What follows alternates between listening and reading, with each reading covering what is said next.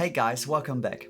So today I will do a step-by-step guide to install this lovely SN Edge mod for the Super Nintendo. This mod is really made for cleaning up the signal of two cheap SNES revisions and does a really good job by that.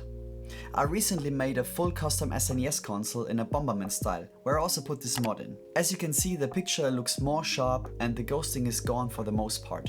Now, this is more of an extended version of the build process, where I go into more detail on how to actually install it and what to look out for when putting those boards into your SNES. And I can bring this to you because of the sponsor of this video and manufacturer of the SN Edge boards, PCBWay. As I mentioned in my other video, I really haven't much time over the summer. So PCBWay did not only make those lovely red PCBs, they also did a huge part of the work on the boards and did all the assembly of it. As you can see, all those parts on the board are really tightly packed, which makes it really tedious to do all the soldering yourself. But with the assembly service, it is easy as giving them the bill of materials and necessary Gerber files, and they can do all this work for you in really no time. They're not only really fast with making PCBs, they do offer a lot more services like 3D printing, CNC machining, injection molding and sheet metal fabrication. So really everything from small batch productions to fully scaled projects, everything can be realized with PCBWay. Thank you so much PCBWay for being a sponsor of this channel. Now let's take a look at this Super Nintendo.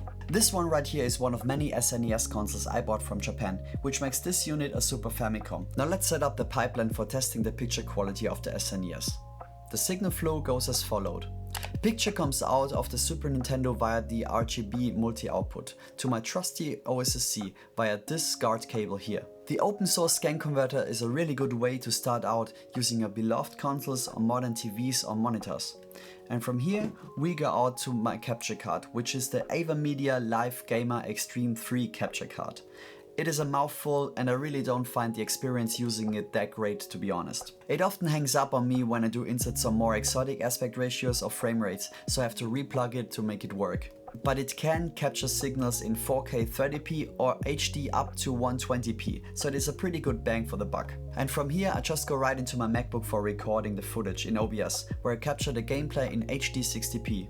Now for the games I want to capture, I will stand by the most common ones, like Super Mario World, Super Metroid, Zelda Link to the Past, Earthbound and Final Fantasy VI.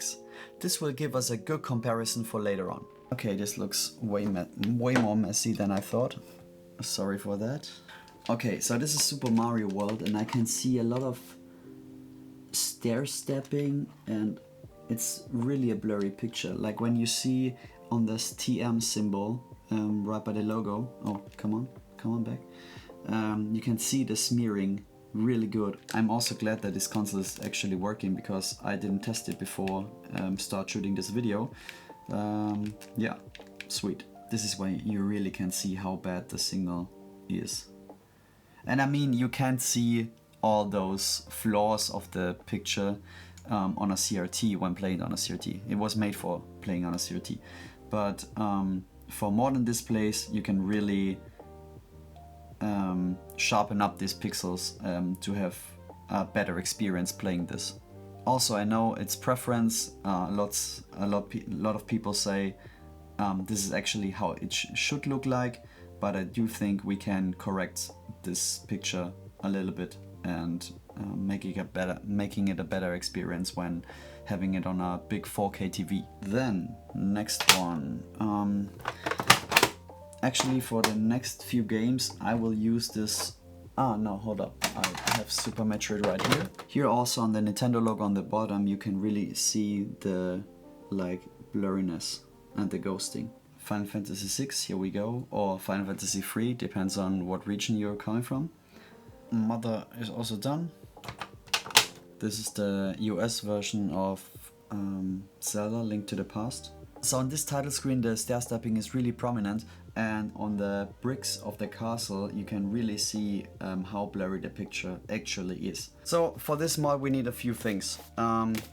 In addition to the boards, which kindly made by PCBWay, we also do need some capacitors, we need some resistors, we need this flex cable to actually connect those two parts, and we also do need those ceramic capacitors right here, because they are, let me see, 15 picofarads. This will be important later on.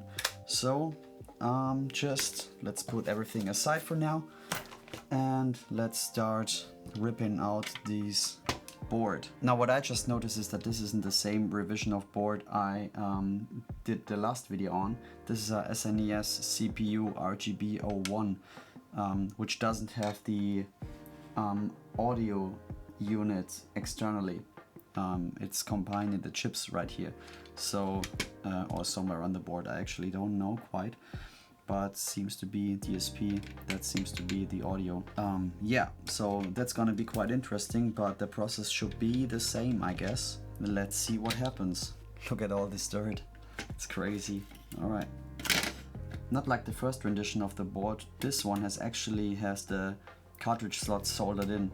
Alright, so this wouldn't be a little matchup video if there wasn't any issues or something that derails me completely from my goal to actually put the SN Edge mod into this one. So the basic problem I do have now is that this is the SNES CPU RGB01 revision of the board, and this one requires slightly different modification or slightly different values for actually putting the SN Edge mod in. So yeah, I just figured out, because Reddit always helps when looking for stuff, to put in the 10 nanofarad capacitors on C70, C71, C72, C73, C74 and C70, where is C75? C75, there we go.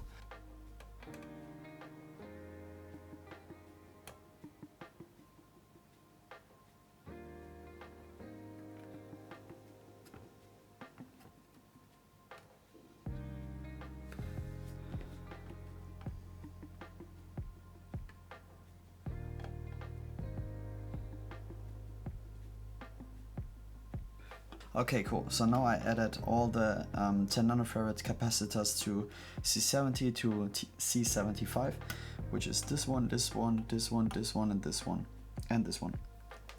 And they all really stand up a little bit from the board, as you might can see right here.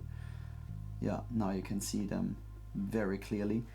But that doesn't seem to be an issue, so let's continue on. Okay, now it's time for us to actually remove the video driver transistors right here, Q1, Q2 and Q3, because this is R, G and B. Yeah, let's see about that.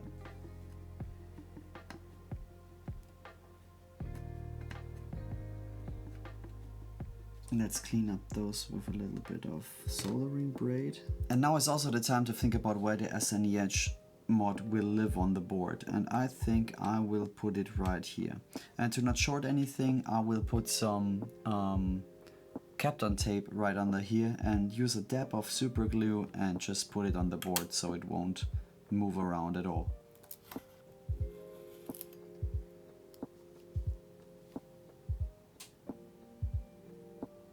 Okay, so now that the SN Edge mod is secured to the board, we need to get the video out to the mod chip. And for that we use some thin wire.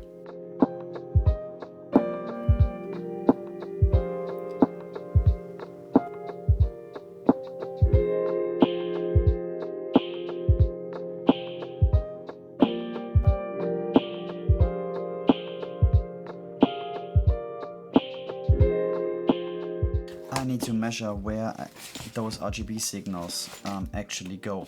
So for that to know, I need to measure, which is that one, the RGB amplifier, and this one will tell me if C6, 7 and 8 are the same capacitors as on the other revision of the board, which tremendously will help me finding out if I just need to connect those wires to the RGB out of the SN Edge mod.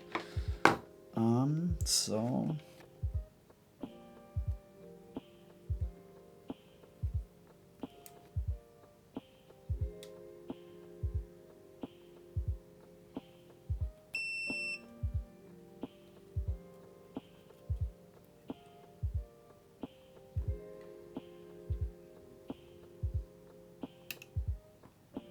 okay, now that we have the signal flow to and from the mod chip, we actually need to get it to the multi-out and get power to the mod chip as well. Okay, so this should be it then, I guess. Well, let's connect it up and see what happens, I guess.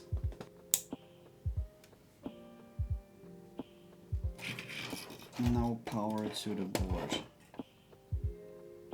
Okay guys, so let's be real here for a second. This project threw me off big time. You see, there are 3 consoles right here, and all 3 consoles really have a vastly different outcome in terms of picture quality. So this is the board you have seen me just put everything together on. And let me tell you right now, it doesn't work at all. The thing is, this is actually the SNES CPU RGB01 revision of the board. And the thing is, I can't for the life of me figure out how to solder it that I have RGB output to the LV port. You can see a picture now on the screen how it looks like. This is everything I get out video-wise from the console. Just a blue or a cyan picture, which means that the red channel is missing. So there's no red channel actually putting out from this console. And thanks to TzorriMahm, which is this guy right here, he and we really tried everything possible that it will output the red channel as well. But yeah, I failed on that point. So let me just go through with you what I did and what should work and what actually didn't work. Okay, so let's take a look through the microscope over here. And the main issue I have, because you see everything is connected the right way around, as TzorriMahm and I figured out. So a lot of things on this board actually have changed from the revision before. So Q1, Q3 and Q2 is actually R, G and B. So Q1 is R, Q3 is G and Q2 is B.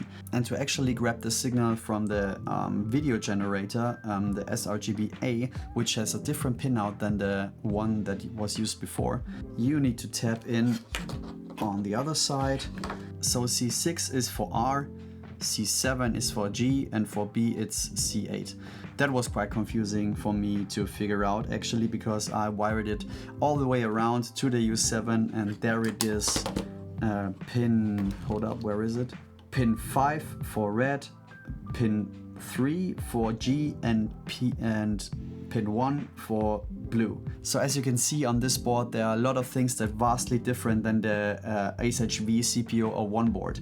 And yeah, we couldn't figure out what the problem actually is to get a clean output. So if anybody of you guys know what's up with that, please let me know in the comments down below. Please get in touch with me because I want to make this board work. Okay, but on that point in the story, I was really invested in it, and I really want to make a board work. So to not only show you the board I actually did for my last video, which is that one, which works and works really good and totally fine, I soldered in another board, which is that one, and that actually is a CPU01 revision. So on this board everything went fine soldering wise, and I actually get an output of it. But the curious thing about it is the output isn't the same as on this board, because as you can see on the screen right now, I do have a lot of horizontal lines in the picture, and the picture isn't as sharp as the first board I did with this mod, which is very strange because it's the same revision of board and I did everything to the peak exactly the same. Now what is up with that? So my uneducated guess is that the capacitors on this board are not as in good condition than on this board, and that's why I think I get a way cleaner image out of this console than out of this. And to not let you completely in the dark, what I did, let's switch from the RGB01 revision of the board to the CPU01 revision of the board, which is the older one, and let me show you what I did to make it work and what the best outcome quality-wise is for you. To grab the RGB signal from the CPU01 revision of the board, you need to desolder Q3, Q5 and here Q7, which is right here. And so the right way around is R, G and B goes as follows. R is Q3, then G is Q5, Q7 is blue. As you can see, you have 3 soldering points on each of every channel. And the important one is always the most left one, which is the one the signal is grabbed from. And you also need to solder in a ground wire, which is the one above, like the single one on the other side. And this counts for all 3 of them. And to grab the signal from the other side as well, you need to solder in some wires from C6, C7 and C8 on this board. Also, let's not forget the ground wire, which I just soldered in on R24 it is. Yes, R24 on this side because it goes straight to the ground pin of the U7 chip. Then let's talk about these 3 picofarad capacitors. This is a Japanese revision of a Super Nintendo console, so I was told they need to get in between the channel signal and the ground wire. So you can just solder them in like this and this should work. So now that we have signal, there is another issue we have, because the picture is now a little bit too dark, or too dull, as I would say. So these new resistors have a value of 470 ohm on each of them. So that's pretty easy to do and should be a quick fix for our brightness issue. And even though we had lots of issues with both boards we just soldered in, let's just take a closer look on how the signal should be and what picture quality is that you can expect when everything worked out as intended. And I to this day can't believe that this was the first try install of this board and it actually worked so good, especially now that I see what a rabbit hole it is to solder it in on each and every other board. Okay, so to wrap things up right now, here's some before and after pictures of a not modded Super Nintendo and with the SN Edge mod installed. As you can see, on most games there is a vast difference in sharpness and ghosting, and I think it's totally worth it to try the mod out.